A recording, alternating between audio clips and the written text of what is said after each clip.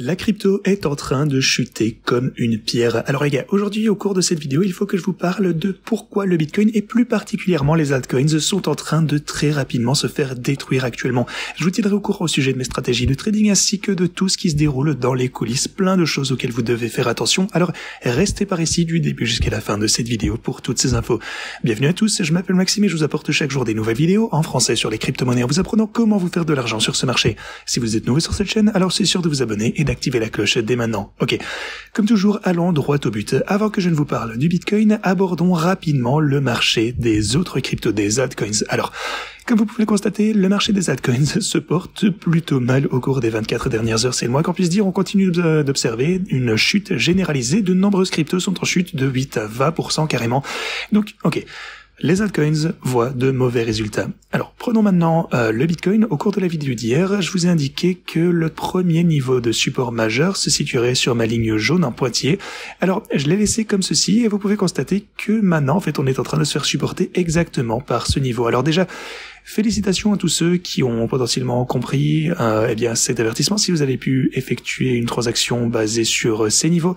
Alors ce qui est également important à surveiller, c'est que si jamais on franchit cette première ligne jaune en pointillé, eh bien, vous savez que tout ce groupe, en fait, le cluster de support, donc entre les 100 et 2000 jusqu'au niveau actuel, donc 100 et 3800 $, eh bien, ceci constitue un support extrêmement important. Donc, il ne sera pas facile pour les bears de nous faire chuter à partir de ce point. Ça, déjà, c'est la première chose que j'ai envie de vous dire concernant notre situation actuelle. On pourrait voir un rebond à partir d'ici, mais si jamais on perd cette ligne de support, eh bien, on a également les 99, enfin, plus ou moins les 100 000 $ qui constituent également un support clé et psychologique surtout.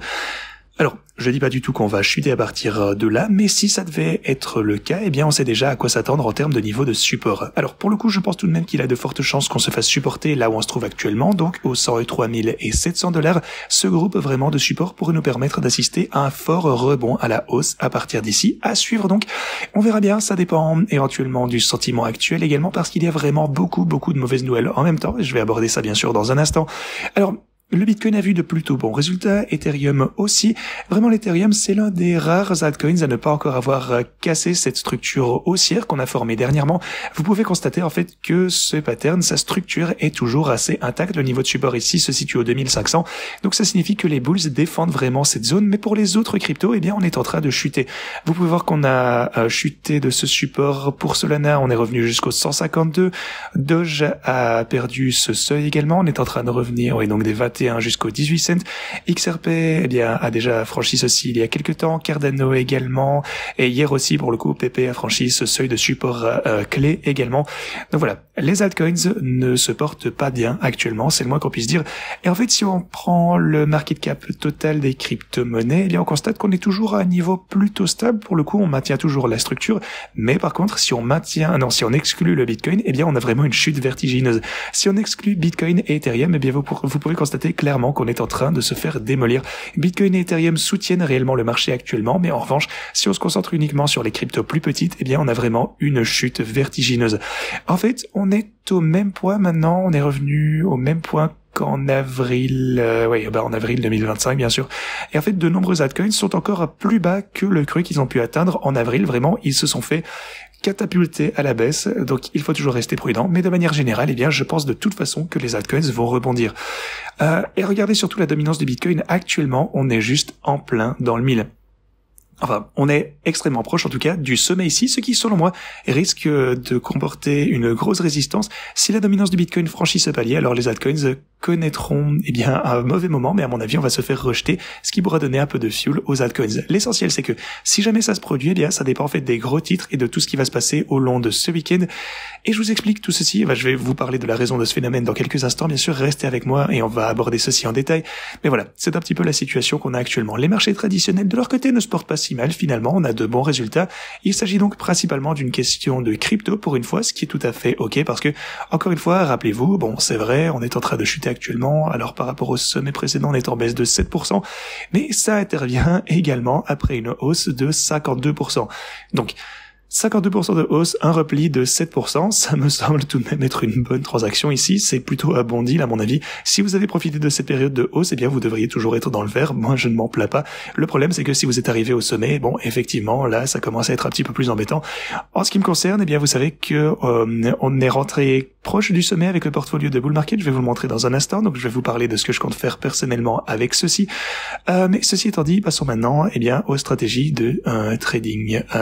Alors, pour le coup, je suis toujours en hausse de 300 000 $ sur les principales stratégies. Alors, avec la volatilité actuelle, de toute façon, on réalise davantage de profits.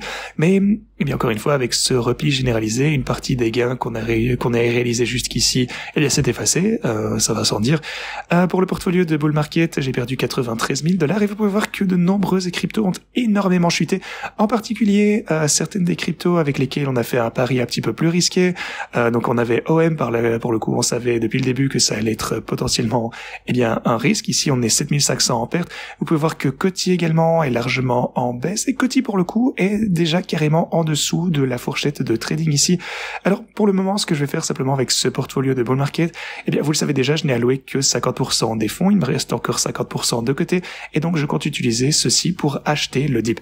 Alors je vais continuer un petit peu à acheter, je vais continuer à attendre et j'achèterai avec le reste de ce montant. Encore une fois, je vais attendre un petit peu avant de déployer. Comme toujours, je maintiens tout ça avec transparence, je respecte ce que je vous disais précédemment et je vous tiendrai au courant dès que possible. Vous pouvez voir aussi que H-Bar est en dessous de la fourchette de trading. Alors, H-Bar n'a pas vu de très bonnes performances dernièrement, mais l'essentiel pour moi, c'est vraiment de m'assurer que toute liquidation ne peut pas arriver et d'augmenter ma marge afin, encore une fois, de ne pas perdre mes positions si les prix continuent à chuter plus bas. PP également très fortement en chute après avoir pas mal augmenté. Et voilà, au minimum, eh bien, si vous n'avez pris qu'une position longue, la chute aurait été encore plus importante parce que, au minimum, on bénéficie des profits de gris qui compensent ou qui égalisent même des fois une partie de la perte que la position a engendrée.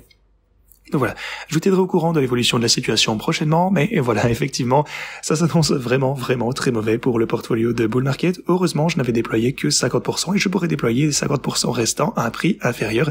Donc ça va être formidable. Si j'avais déployé tout mon portefeuille immédiatement, j'aurais perdu, je pense, près de 200 000 $, ce qui aurait... Bon, voilà. Pour le moment, là, j'ai pris une bonne décision. On verra lorsque les altcoins, de toute façon, bénéficieront d'un fort rebond. Je bénéficierai de davantage de bénéfices. Alors, si vous souhaitez vous lancer dans ces bots de trading, vous trouverez les liens en description. Inscrivez-vous sur Pionex avec ce lien, réclamez vos bonus avec ce lien. Ensuite, vous pouvez accéder à mes cryptos principales ainsi qu'au reste de mon portfolio de bull market. Donc, vous avez tous les liens juste ici. Je vais également vous proposer des configurations de trading individuelles. Alors, assurez-vous de vous inscrire également sur Wix et Tadbit, c'est autorisé dans presque tous les pays du monde.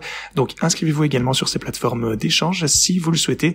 Et si vous voulez me rejoindre sur mes transactions individuelles, eh bien on va faire ça très prochainement. Ok.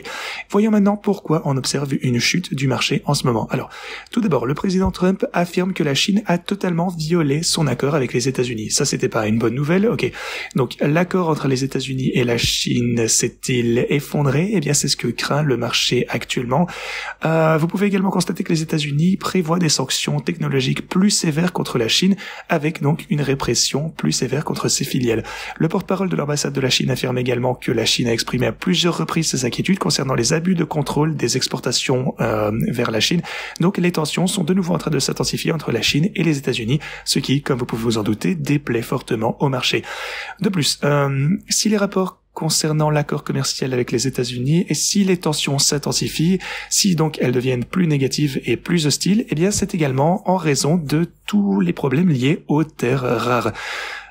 Et ça également, on en parlait dernièrement, c'est un enjeu majeur et ça semble expliquer l'escalade également des tensions entre les États-Unis et la Chine actuellement. Ok, alors continuons. Trump a annoncé qu'il allait discuter avec Xi et espérons qu'il trouve une solution. Donc on verra bien. Le marché tout entier attend simplement qu'on trouve une solution. Alors on verra bien. Si les crypto-monnaies recommencent à grimper, eh bien on peut supposer qu'ils y sont finalement parvenus.